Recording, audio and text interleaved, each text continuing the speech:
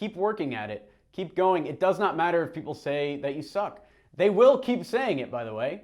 Even the greatest artists of all time.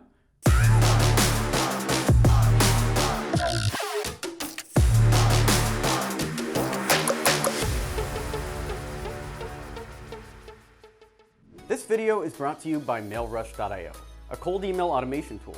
Stick around till the end to learn more, but for now, enjoy the video.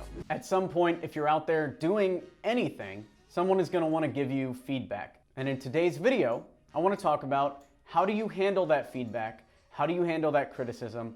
When is it worth taking seriously, and when is it worth ignoring? So you start a new project, you tweet about it, you tell your friends about it, you're starting a new business, whatever, and somebody tears it apart, they hate on it. Here's how I deal with that. The first thing I do is consider who it's coming from. So if I want to be an entrepreneur and my friend is telling me that my business idea is stupid, then I ask myself, is my friend an entrepreneur that has succeeded well beyond where I want to go? And if the answer is no, then I disregard the feedback entirely. I just don't even listen to it. It's nonsense. You wouldn't take Chinese instruction from somebody who doesn't speak Chinese. So you shouldn't take business feedback from somebody that's never started a business. It just doesn't make any sense, right? I could give you all sorts of tips on how to speak the best Mandarin, but I don't speak Mandarin, so I would just be riffing at you nonsense. That's it. Only take feedback from people that have been where you are and have gotten to where you want to go. So from there, you'll be able to discount about 90% of the hate, because almost everyone that gives feedback and criticism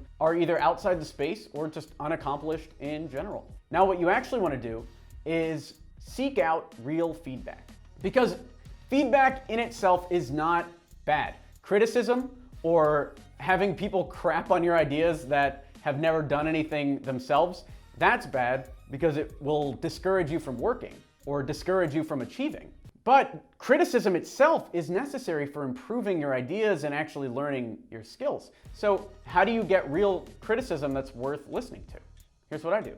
So there are two ways to get feedback, and the first one is if you're learning a tactical skill like coding, web development, design, art, anything like that.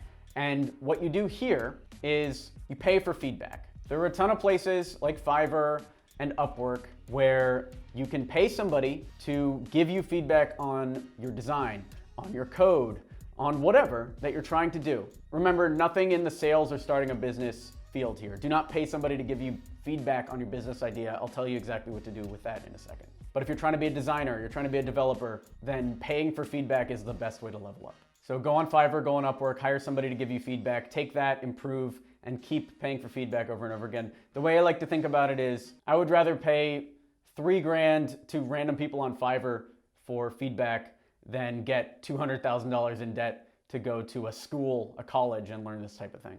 It's going to be worth a lot more to learn it that way, and you can learn a lot more skills. So for me, I have no hesitation. If I'm trying to learn webinars, I'm going to hire a webinar guy. If I'm trying to learn Photoshop, I'm going to hire a Photoshop person to teach me. I have no hesitation doing that at all.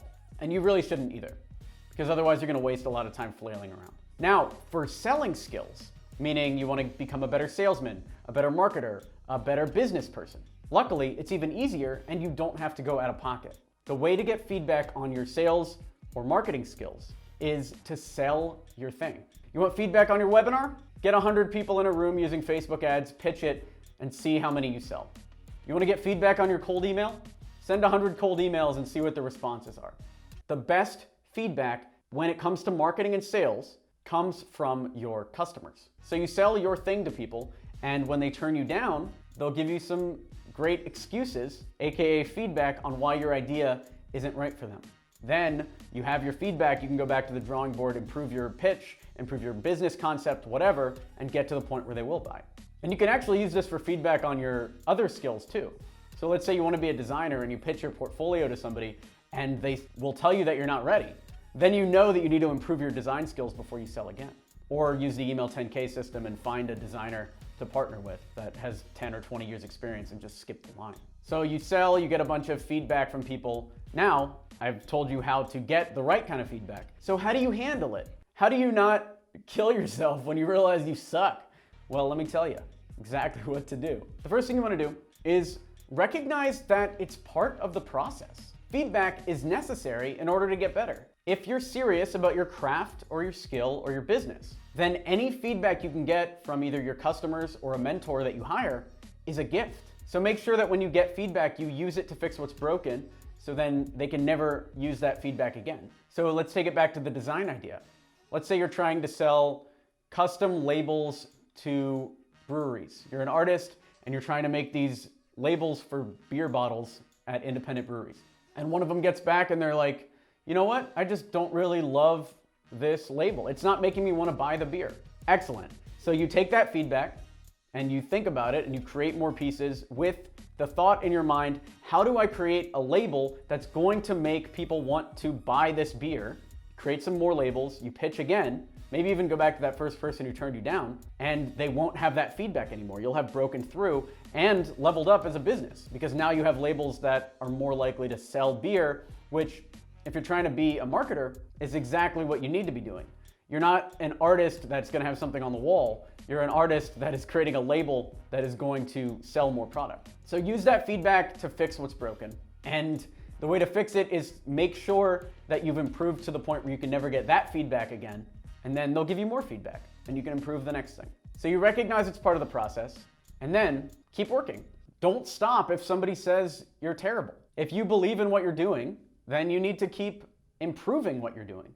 Keep working at it. Keep going. It does not matter if people say that you suck. They will keep saying it, by the way.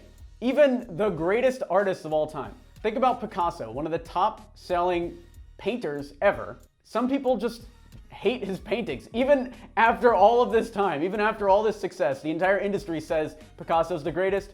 A lot of people hate him. A lot of people hate Lin-Manuel Miranda for writing Hamilton. There's always going to be haters out there. And it's just something that is never going to go away. So you getting hate at a low level is just the beginning. It's just how life is. So learn now to deal with it so that when you are big, it doesn't destroy you. So if you believe in what you're doing, keep improving.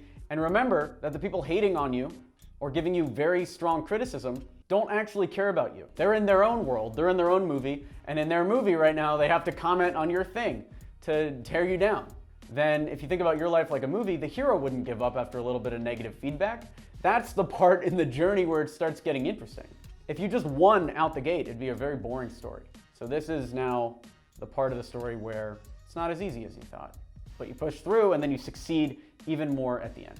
The only sidebar here is if you're getting the same feedback from multiple unrelated people, there might be something to it. For instance, let's say you're talking about business with your friends all the time and a bunch of friends in various friend groups that maybe don't know each other all tell you at different points in time that you should just go for it already. What that typically means is you're deep in wannabe entrepreneur territory and you haven't actually done anything. You're just seeing yourself as a business owner and not actually doing business. So the feedback there is you need to start your business. And if you need to start your business, we actually have the perfect course for you. Check out Email 10K, hop in, and let's do it. This video is brought to you by mailrush.io. If you need to send cold emails, or if your current provider isn't allowing you to send cold emails, you must get an account with mailrush.io. With mailrush.io, you can send bulk emailing campaigns on autopilot while avoiding blacklisting problems. Improve your sending reputation with your own dedicated IP. And they'll include a free customized IP warm-up schedule with your dedicated IP account. Get 30% off the first month with the promo code COLDEMAIL. In addition to the discount, you can also open a free trial account with a sending credit of 1,000 emails. All right, back to the video. Thanks for watching the video. Give this video a like to encourage this type of content. Subscribe for more content like this. We do videos 3 times a week. And leave a comment down below. Did you find anything in this video helpful? What was your biggest insight from this video? And how are you gonna improve your life going forward? Let me know down in the comments. Thanks for watching. I'm Alex Berman.